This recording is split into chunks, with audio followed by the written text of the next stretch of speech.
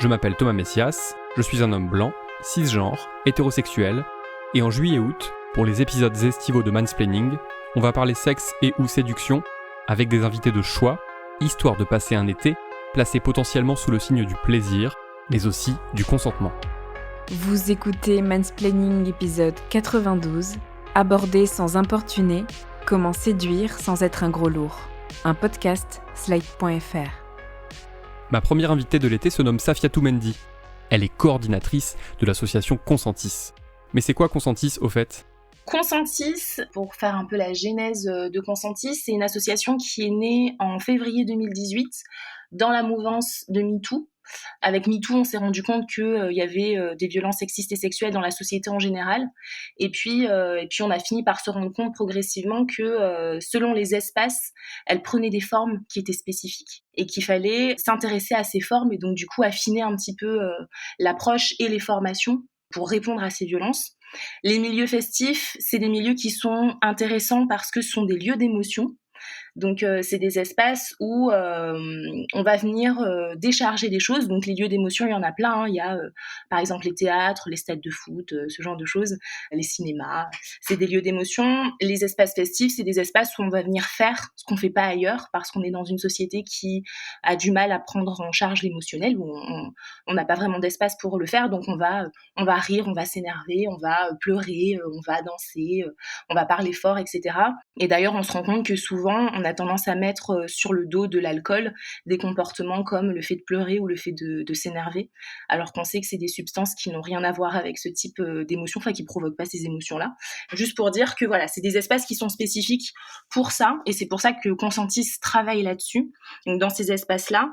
Et le rôle de Consentis, ça va être pour lutter contre les violences dans ces espaces-là, donc violences sexistes et sexuelles, de promouvoir une culture du consentement et de mettre en place cette culture du consentement avec 4 piliers. Donc on visibilise. Nous, ce qu'on fait, c'est qu'on fait popper des témoignages.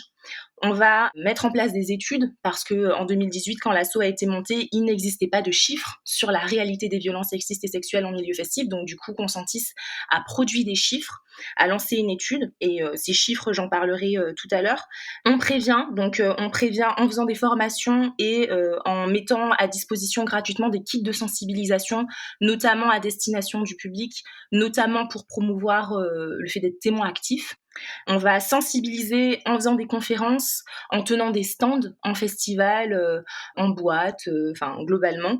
Et puis on va fédérer parce qu'on croit très fort au fait d'être collectif chez Consentis. Et on fédère notamment via les réseaux sociaux parce qu'on gère un groupe qui s'appelle Bienveillance sur Facebook, où il y a à la fois des professionnels et à la fois juste des fêtardes qui se posent des questions et du coup qui interagissent sur ce groupe-là. Donc ça, c'est un peu les actions de Consentis. La spécificité de Consentis, c'est que c'est une association qui fait le lien entre violences sexistes et sexuelles et ce qu'on appelle la RDR, donc la réduction des risques des substances psychoactives. On parle de drogue parce que forcément les drogues agissent aussi sur qu'est-ce que c'est que le consentement, comment il est compris, etc. Donc c'est des chiffres qui vont parler aussi de ça. Globalement, les chiffres qu'on a sortis en 2018, c'est que 60% des femmes sont victimes de violences sexistes et sexuelles dans les espaces festifs, là où il y a 10% des hommes qui sont victimes de violences sexistes et sexuelles dans ces milieux-là. Donc on voit que la violence, elle est genrée comme partout dans notre société, et que la drogue a une place, puisque on sait que c'est un tiers des femmes qui sont abusées sous l'influence d'un produit, donc ce qu'on appelle la vulnérabilité chimique, là où c'est 6% des hommes qui sont abusés sous l'influence d'un produit psychoactif, et que dans 57% des cas, la substance utilisée pour la soumission chimique, c'est l'alcool. C'est de ça dont on part pour faire de la sensibilisation et de la formation sur les violences ensuite. On parle beaucoup de consentement, et c'est bien, mais le sujet est parfois évoqué de façon pas très claire, ou à la limite du hors-sujet. Heureusement, Safiatou Mendy et Consentis sont là pour recadrer les choses et décrire le consentement en 5 points essentiels. Le premier, c'est qu'il est enthousiaste. Donc enthousiaste, ça veut dire un oui, mais c'est pas juste un oui. Ça peut être un sourire, ça peut être un regard franc, ça peut être le fait d'avoir des réponses ouvertes, par exemple, quand on rentre en interaction avec quelqu'un. Donc enthousiaste. Si j'ignore, par exemple, je ne consens pas, je ne suis pas enthousiaste. Il est libre et éclairé. Ça veut dire qu'il n'y a pas de pression. Donc si par exemple Tu me demandes mon numéro de téléphone à 2h du matin alors qu'il fait nuit, que je suis toute seule et que tu es alcoolisée. Est-ce que je te le donne parce que j'ai envie ou parce que tu me fais peur ? C'est ça la pression, l'idée de la pression. C'est vraiment, il faut que j'ai le choix de dire non, en fait. Donc libre et éclairé. Spécifique, ça veut dire que oui pour une danse, c'est pas oui pour un rapport sexuel. Donc si je dis oui pour une danse, il faut que tu me redemandes si jamais je suis d'accord pour le rapport sexuel. Ça ne suppose pas un rapport sexuel, une danse. Il est réversible, donc c'est le 4e point. J'ai le droit de changer d'avis. J'ai le droit de commencer à flirter et puis de décider que j'ai plus envie. C'est mon droit. Et particulièrement sur la question du consentement sexuel, il est informé. Ça veut dire que je dois tenir informé mon ou ma partenaire sexuelle des risques d'IST ou de grossesse. Donc ça, c'est les 5 piliers du consentement, les 5 points du consentement chez Consentis. On récapitule. Le consentement est enthousiaste, libre et éclairé, spécifique, réversible et informé.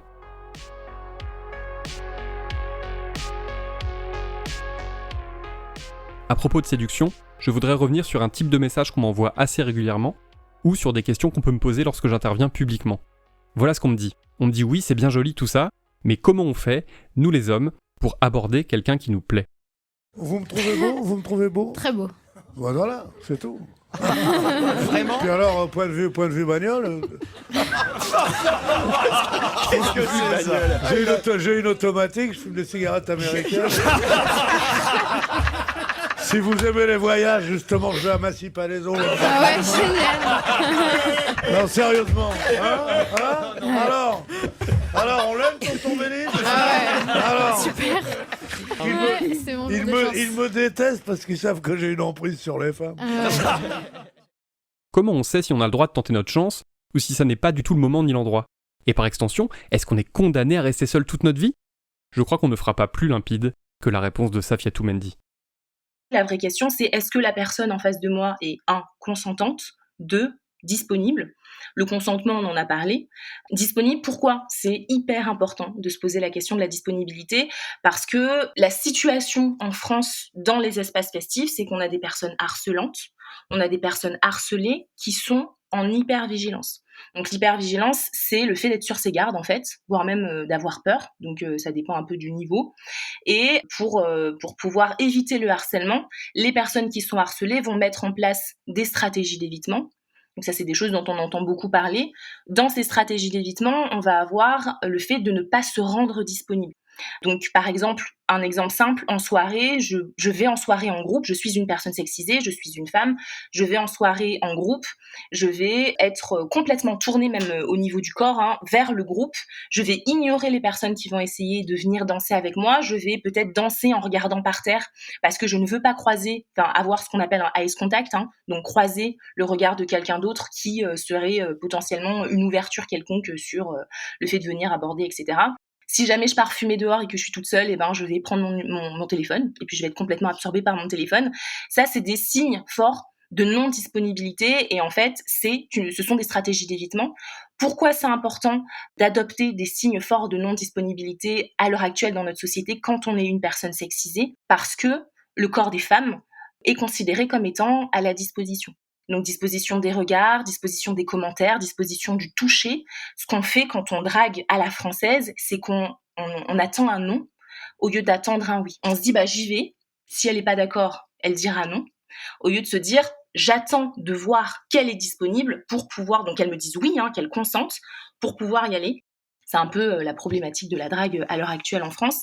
Et c'est pour ça que c'est hyper important de faire attention en face si jamais la personne elle est disponible. Et je peux être disponible en étant sur mon téléphone. Je peux regarder mes messages et puis regarder les gens qui passent et puis sourire. Voilà, je suis ouverte au monde et je suis pas complètement focus sur mon truc. Ça veut rien dire avoir un téléphone ou pas. Et c'est pas tout à fait la même chose consentante et disponible. Je peux être disponible pour rencontrer des gens, mais pas consentante à échanger ou à continuer d'échanger avec toi. Il y a une différence quand même assez subtile, mais hyper importante. Et vraiment, la chose primordiale, c'est est-ce qu'elle est consentante ? Déjà, est-ce qu'elle est disponible ? Ensuite, est-ce qu'elle est consentante ? Et déjà, cette démarche-là, c'est sortir de moi en tant que personne qui drague et qui s'interroge sur soi. Est-ce que j'ai le droit ? donc je pars de moi, et plutôt m'intéresser à l'autre et à ce que cette personne me dit réellement, au lieu de projeter le fait que en fait c'est ok et puis que j'y vais et qu'on verra quoi. Donc c'est changer le curseur en réalité sur la drague, et comme ça a l'air de rien, en réalité ça fait toute la différence. Qu'on se rende en club ou dans un bar, on rappelle qu'on peut très bien être juste là pour faire la fête, ce qui n'empêche pas d'être vigilant, de faire attention à ce que personne autour de soi ne soit en train d'importuner ou d'être importuné. Chez Consentis, on parle de témoins actifs ou actives, une notion totalement fondamentale qui peut d'ailleurs s'appliquer bien au-delà du milieu de la fête. Témoin actif, c'est partir du principe que lorsqu'on est dans des espaces festifs, on ne peut pas compter uniquement sur le staff, la sécu, les bénévoles pour faire en sorte que le lieu soit safe, sécurisé, et que en tant que personne lambda, on a aussi sa part à jouer dans le fait de participer au fait d'être dans des lieux sécurisés en fait. C'est inciter les consommatrices et consommateurs d'espaces festifs à agir. Donc déjà se sentir légitime d'agir avec une bonne connaissance de ce que sont que les violences sexistes et sexuelles. Donc qu'est-ce que c'est qu'une agression, qu'est-ce que c'est que du harcèlement, etc. Et les témoins actifs, concrètement, comment est-ce que je fais pour réagir ? C'est appliquer ce qu'on appelle les 5D. Donc les 5D, c'est une méthode qui a été mise en place par une association américaine qui s'appelle Olabac. Et les 5D, c'est distraire, déléguer, documenter, diriger, dialoguer. Donc rapidement, si je dois les définir, distraire, ça va être le fait de couper une scène de harcèlement sans prendre parti. Je suis en soirée, j'assiste à une scène de harcèlement, je vais voir la personne victime et je lui demande où sont les toilettes. Je casse la scène de harcèlement de cette façon-là, et donc du coup, forcément, ça va un peu perturber la personne harcelante. Je vais pouvoir, si jamais je me rends compte que c'est vraiment une scène de harcèlement et que cet individu ne part pas, lui demander de m'accompagner aux toilettes, m'accompagner au bar, me renseigner sur je sais pas quoi. Si je suis un homme, parce que c'est souvent une question qu'on pose, si je suis un homme et que je ne veux pas passer pour un second harceleur, forcément, je vais voir directement la personne harcelante, qui est souvent un homme aussi, et pareil, je lui demande un renseignement, qu'est-ce que tu bois, est-ce que t'as l'heure, enfin peu importe, on s'en fiche. L'idée, ça va être de détourner son attention pour pouvoir ouvrir une porte de sortie à la victime. Donc ça, c'est distraire. Déléguer, c'est assez évocateur comme nom, ça va être d'aller chercher une personne compétente, donc personne du staff qui va pouvoir mettre un terme à la scène de harcèlement.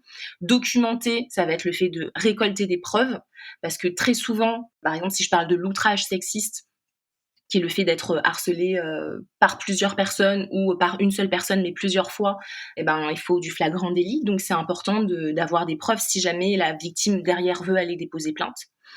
Diriger, ça va être le fait de s'adresser directement à la personne harcelante pour lui demander d'arrêter de façon concise et en ne rentrant pas en débat ensuite pour éviter l'escalade de la violence. Et dialoguer, c'est le fait de, si on a été témoin d'une scène rapide et qu'on n'a pas su réagir au bon moment et que en fait la scène a pris fin, on laisse pas la victime comme ça. On va la voir et on lui demande si ça va, et puis on lui rappelle que c'est pas de sa faute, qu'elle est légitime dans ce qu'elle ressent, que le coupable c'est la personne harcelante et que la loi punit ce type de comportement, donc on valide son vécu. Ça, c'est les 5 tips pour pouvoir être actif et active lorsqu'on est témoin en soirée, en espace festif, mais globalement dans la rue ça marche aussi. Et voilà, c'est des trucs pratico-pratiques pour être une bonne témoin active. On répète avec moi. Les 5D, c'est distraire, déléguer, documenter, diriger, dialoguer. J'ai aussi voulu profiter de cet épisode pour interroger Safia Toumendi à propos d'un nouveau phénomène de plus en plus répandu, celui des piqûres reçues par des femmes lors de soirées, ce qui fait suite aux très nombreux cas d'hommes ayant versé des drogues type GHB dans le verre des femmes. C'est un phénomène qui est difficile à tracer parce que soit les seringues sont en vide, soit il y a des produits qui partent très rapidement de l'organisme, ou bien qu'on n'est pas capable de détecter.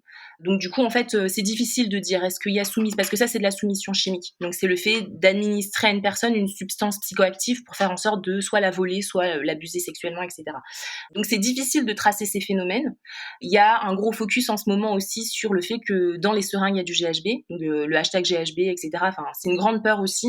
Il y a peu de GHB dans les seringues, notamment parce que le GHB, c'est un produit qui est corrosif. Donc si jamais il y a piqûre et donc administration du GHB par le biais d'une seringue, il y aurait nécrose de la peau autour. Donc c'est pour ça qu'on dit que souvent il n'y a rien dans les seringues.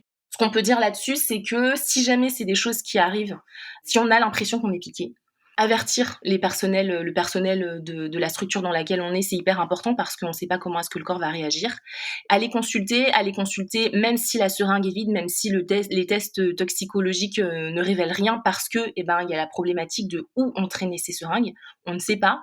A priori, la transmission du VIH, ce serait compliqué, mais de l'hépatite, c'est beaucoup plus fréquent. Donc du coup, toujours croire les victimes et toujours les envoyer, si jamais on est personne référente sur ces questions-là dans une structure festive, faire un test de dépistage parce que en réalité c'est dangereux. Ce que ça dit en problème de fond, globalement, l'engouement qu'il y a autour de ça, c'est et la peur, parce qu'il y a une peur qui est vraiment palpable sur la question des piqûres, c'est que ça remue un problème de fond. Le phénomène des seringues, c'est un peu l'arbre qui cache la forêt. C'est ah oui, mais en fait, lorsqu'on est en soirée et qu'on est une personne victime, on a mis en place des stratégies d'évitement et en fait, du coup, on a l'impression qu'on est un peu plus sécure dans ces espaces-là et qu'on peut davantage profiter de ces soirées, se lâcher, se libérer, ce qui est hyper important parce que les lieux festifs, c'est aussi des espaces de transgression et de liberté. Donc, c'est aussi pour ça qu'on y va. Et là, on se dit, ah bah mince, il y a un nouveau truc. Du coup, je gère pas. Et du coup, ça me fait encore plus peur alors que j'ai une capote de verre, que j'ai bien fait attention de venir en groupe, etc., que j'ai averti tout le monde, machin. Et là, il y a la seringue et je peux rien y faire, en fait. Donc, la peur, elle vient de là. La peur, elle vient du fait qu'en fait, on n'est pas en sécurité globalement, qu'on fait tout seul pour essayer d'être en sécurité, pour profiter de ces espaces et que là, il y a un nouveau truc qui ravive un problème de fond. Voilà. Mais globalement, croire les victimes toujours et puis ne pas se focus sur la question des seringues, mais vraiment prendre à la racine le problème qui est un problème de sexisme en fait dans les espaces festifs et de violence. Cette histoire de seringue est d'abord l'occasion pour nous, hommes cisgenres, d'avancer dans notre prise de conscience du fait que des tas d'univers, dont celui de la fête, sont bien plus dangereux et flippants pour les femmes que pour nous. Si ça te dérange pas, alors je peux te dire que c'était vraiment cool de te rencontrer. Enfin, le peu dont je me souviens. Quoi ? Oui, je sais qu'on s'est vus au bar... Les Godef ? Ouais. Après, j'ai tout oublié jusqu'au matin. Sérieux ? Ouais, mes colocs pensent qu'on m'a droguée. J'ai même pas pu aller au boulot, j'étais super mal. J'ai essayé d'appeler Simon toute la matinée, il m'a pas répondu. Sérieux ? Ouais. Excuse-moi, pourquoi t'es passé ? J'ai des trous de mémoire, c'est... comme toi. Ah merde. C'est peut-être vrai qu'on nous a drogués. Et je me souviens que quelqu'un a été agressé. Oh non. La seule personne qu'on connaissait toutes les deux, c'est... Simon. Oui, et vu ce dont je me souviens, je suis pas sûre que t'aies été en sécurité toute la nuit. On tient une nouvelle preuve du fait que le viol et les agressions sexuelles ne sont pas motivés par des pulsions ni par une recherche de plaisir, mais bien par une envie de perpétuer la domination masculine dans l'espace public. Oui, complètement. C'est le fait de se sentir puissant parce que on terrorise. Oui, c'est complètement ça. Le viol, c'est la même chose. C'est une question de pouvoir. Les seringues vides, c'est vraiment une question de pouvoir pour le coup. Il y en a même qui piquent avec des compas. Donc on est on est sur un truc où il y a des personnes qui ont des besoins de pouvoir et de domination très forts là. Consentis fait un boulot absolument incroyable. Pour conclure, j'ai demandé à Safiatou Mendy comment faire pour soutenir son asso et pour propager les messages si essentiels qu'elle véhicule. Nous suivre sur les réseaux sociaux, bien sûr, sur Instagram, sur Facebook. On a un groupe qui s'appelle Bienveillance, donc pas hésiter à venir faire un tour sur le groupe, sur Facebook. Bienveillance en milieu festif. Et peut-être mentionner un thème aussi qui tient à cœur et conclure là-dessus chez Consentis, qui est l'intersectionnalité. Consentis, c'est une association intersectionnelle. Donc juste pour rappeler, l'intersectionnalité, c'est vraiment le fait de se dire que en tant qu'un seul et même individu peut vivre des oppressions multiples et que ces oppressions, elles ne se superposent pas mais elles se mélangent et elles créent des oppressions spécifiques. Donc par exemple, si je suis une femme et que je suis noire, afrodescendante, je vais vivre ce qu'on appelle la misogynie noire. Donc ça va prendre des formes spécifiques. Ça va être l'injonction aux origines, par exemple. Ça va être le fait de se faire toucher les cheveux. Ça va être l'hypersexualisation des corps, etc. Et pourquoi est-ce que je parle d'intersectionnalité ? Parce que les espaces festifs sont des espaces très mixtes. Alors, il y en a plus que d'autres, mais on n'est globalement pas dans une entreprise du CAC 40 où on a beaucoup d'hommes blancs cis-hétéros. Là, on a quand même des populations qui se mélangent. Et quand je parle de mixité, je parle de mixité raciale, mais je parle aussi LGBT, personnes trans, je parle de personnes porteuses de handicap, etc. Donc, c'est vraiment... plein de types de personnes différentes, sachant que les espaces festifs sont aussi très sensibles à la question du handicap, etc. Et puis, c'est des normes qu'il faut respecter quand on a un établissement. Et donc, du coup, se renseigner là-dessus, sur la question de l'intersectionnalité quand on est consommateur, consommatrice, parce qu'on va croiser des personnes différentes et que lorsqu'on n'est pas concerné, c'est difficile de se rendre compte à quel point on peut être producteur ou productrice de violence, mais c'est le cas. On est tous et toutes imbibés de plein d'oppressions. Donc, se renseigner sur ces questions-là, c'est hyper important. Et ne pas avoir peur de se tromper, mais s'informer au maximum. Et si jamais je peux juste amener 2 petites ressources pour s'informer sur la question du validisme, donc la question des personnes porteuses de handicap. Il y a un blog qui est très bien fait qui s'appelle No Anger, à mon geste défendant, qui est un blog qui est tenu par une personne queer et porteuse de handicap. Et bien sûr, le podcast très connu Kif Taras qui parle des questions raciales.